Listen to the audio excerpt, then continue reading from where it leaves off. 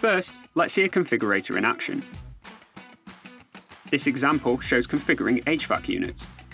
The DriveWorks form designer makes it easy to create custom forms that match your brand and gather the order information you need.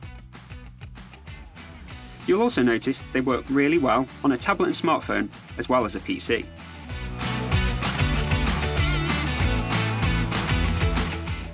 Now let's look at what's involved in setting up a configurator, like this HVAC one, using DriveWorks. First, you capture your design data.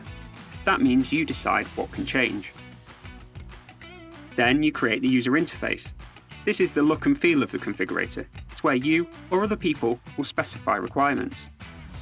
And remember, the configurator can be displayed and accessed on a tablet, smartphone, or PC.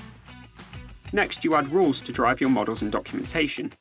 One of the great things about DriveWorks is that the rules syntax is very similar to using Excel, so it's easy for many people to use.